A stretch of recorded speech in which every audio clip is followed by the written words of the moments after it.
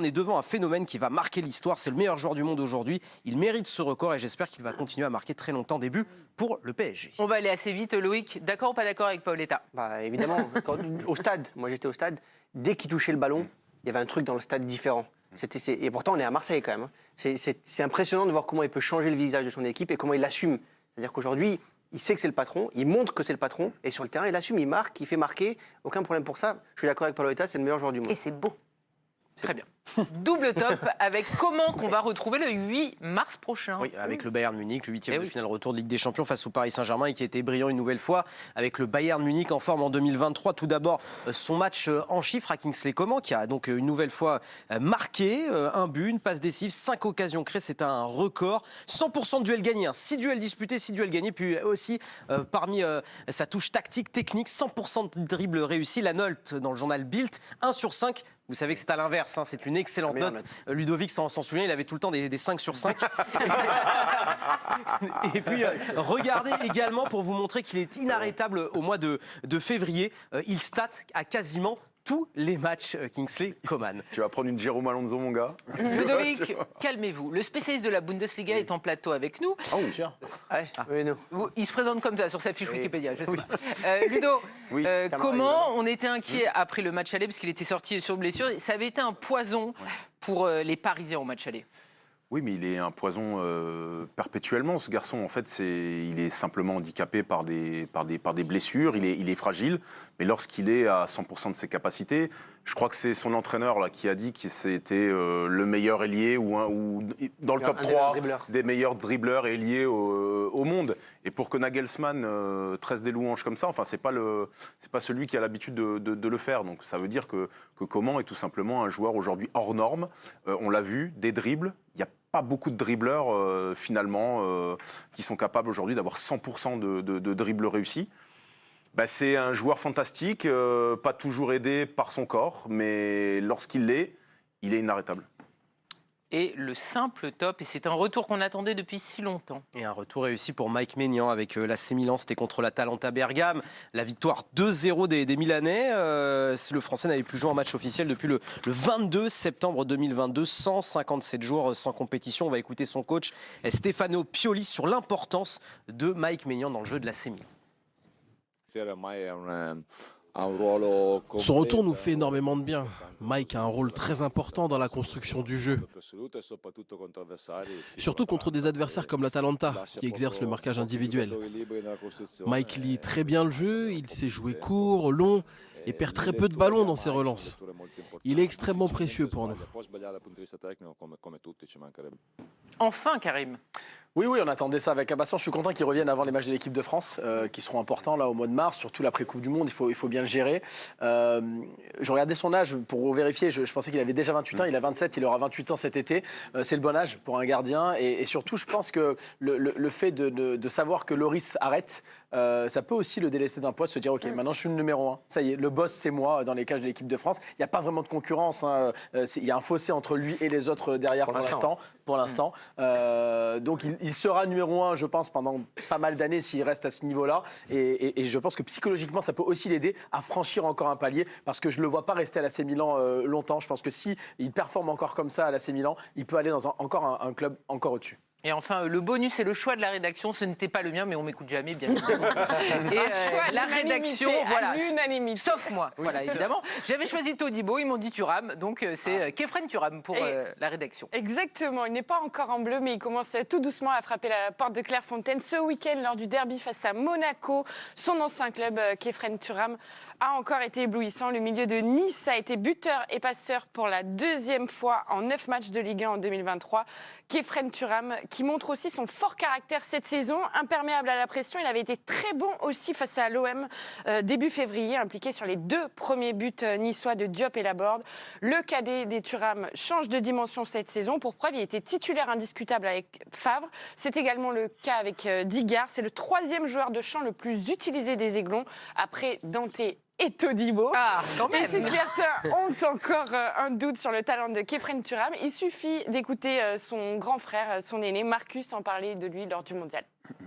Khéphren a fait une très bonne deuxième partie de saison l'année dernière avec Nice. Ça a été un peu plus compliqué en ce début de saison, mais bon, j'ai confiance en mon petit frère.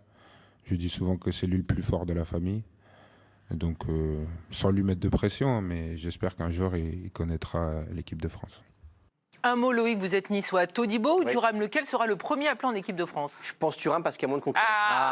On avait Il y a moins de raison. concurrence. Allez sur le banc. Merci Loïc. Vous verrez, je dis Merci la vérité. Loïc. Nous verrons au mois de La mars. rédaction va aller sur le banc, Karim. Eh ben, écoutez, je pensais qu'il allait dire Todibo. Moi, j'ai pas envie d'aller sur le banc, donc te dis bon. Il a dit merci. Ouais, vous comprenez les choses, solidaire. bien Oh sûr. là là. Ben, réponse au mois de mars, Loïc Tandy. Bien sûr. Enfin, ça se trouve, au mois de mars, il y aura aucun des deux. On mettra C'est le aussi replay, possible, bien Loïc. évidemment. On mettra le replay, bien évidemment. C'est l'heure des flops. Pas de jingle. Ben, normalement, il y a la loose, non? La loose. La La loose. loose. Vous avez- La oui, oui, loose. oui. Ça marche pas, on me dit dans l'oreille. J'ai l'impression que ça marchait pas. Merci. Hein. Oui. Ça sent la Ils ont du nez, lune. effectivement. On va commencer avec le simple flop et ça nous fait de la peine parce que c'est une blessure. Oui, c'est Presnel Kimpembe. En simple flop, on voulait un petit peu en parler. Malheureusement, sorti à la 12e minute de jeu, enfin 3 minutes plus tard, avec ce choc. En tout cas, il tente de se rattraper face à Nuno Tavares. Rupture du tendon d'Achille pour le Français. Absent entre 8 et 9 mois pour l'international français qui avait manqué déjà la Coupe du Monde. Émilie, terrible parce que sa saison sera quasiment une saison blanche pour Presnel Kimpembe. Il devait franchir un cap, il avait parlé de départ, etc. Et là, c'est vraiment la saison de l'horreur. Bah oui, entre le mondial, là, la précédente blessure, là, et le fait qu'il tombe comme ça sur le terrain, enfin, tout est catastrophique, sachant qu'il y a effectivement son année sportive. Et je pense aussi, rappelez-vous, le match contre Monaco, c'est Kimpembe qui était allé parler aux supporters. On sait qu'il a aussi un état d'esprit pour le club qui est important. Et du coup, c'est, à mon sens, pour le club, double peine. Donc oui, il y a une peine pour lui sportivement, mais pour le club aussi, c'est double peine parce que c'est un vrai liant entre les joueurs et entre les supporters. Donc ouais, triste saison pour lui, ça me fait vraiment de la peine. J'espère qu'il va garder son mental parce que Paris en a besoin. Ouais, de longs mois compliqués pour le défenseur.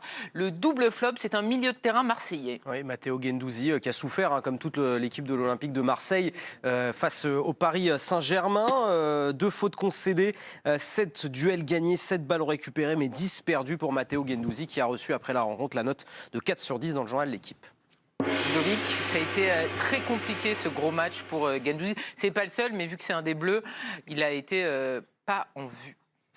Oui, mais c'est pas simple pour lui. Il est quand même ballotté d'un poste à l'autre. On l'a fait jouer quasiment ailier droit pendant quelques temps. Il s'en est pas si mal tiré d'ailleurs. Mais le fait de revenir parfois dans le double pivot, il souffre du binôme en fait, Verretou-Rongier, qui lui est vraiment en ce moment en train de prendre énormément d'ampleur et beaucoup de place. C'est-à-dire qu'il est indéboulonnable. Donc quand Guendouzi prend la place de l'un, quand Rongier recule, bah forcément ça se voit, parce qu'il a plus ses repères, parce qu'il y a moins de complicité entre les deux, et il souffre de ça. Ça en fait pas forcément un mauvais joueur. Parce qu'il ménage Je pas pense ses que efforts voilà, et tout, quand même. il a toujours cette générosité, il est toujours aussi important pour l'Olympique de Marseille, et je pense qu'il le sera encore plus sur cette fin de saison. Il sera dans la liste de mars? Bah, je miserais plus sur les 2 premiers Marseillais cités, Rongier, Verretou, peut-être un des deux. Verretou était en équipe de France là pour la Coupe du Monde. C'est compliqué parce qu'effectivement son poste hybride ne l'aide pas. Deschamps l'a fait jouer un peu plus haut en Coupe du Monde, mais au milieu de terrain il y a de la place, mais il y a du monde aussi qui pousse. On voit avec Efren Thuram, des joueurs qui vont revenir. Donc non, moi je pense que là à l'heure où l'on se parle, il faudrait une très très grosse perf de Guendouzi pendant un mois là pour qu'il puisse 3 semaines pour qu'il puisse être appelé en équipe de France au mois de mars.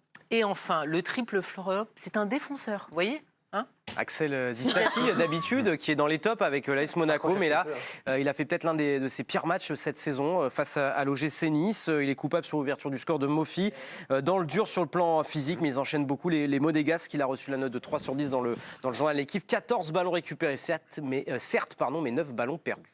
Ouais. Loïc, Oui. Disasi, alors on sait que Didier Deschamps l'aime bien. Oui, qu'il a pris latéral droit surtout.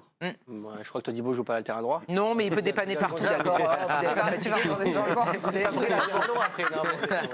Tu vas faire l'aller-retour, mon pote. Je vous rappelle qu'avec Didier Deschamps, tout est possible. Évidemment. Kamavinga est fini arrière gauche, ok? C'est vrai, mais Voilà. il ne reprendra pas arrière gauche, a priori. Après, on peut se tromper. on ne sait pas, on ne sait pas. Ancelotti est content de lui aussi arrière gauche. Hein. Oui, mais pas tout le temps. Bon, enfin bon, bref, revenons à Disasi. Allez. Mais c'est juste un passage pour lui. C'est l'un des meilleurs monégasques depuis le début de saison. Là, même sur les derniers matchs, notamment le match à Leverkusen où il marque ce but magnifique en Ligue Europa. Et là, il a fait un mauvais match, mais comme toute l'équipe monégasque, et qui Et puis il était joue au tout fond du depuis le projet début de la pour saison. Monaco, pour le coup. Il joue tout depuis le début de la Là, il y saison. avait un Il n'y a cumul personne de derrière, donc il n'a pas le défaites. choix. Monaco, la concurrence, pour le coup, il y en a.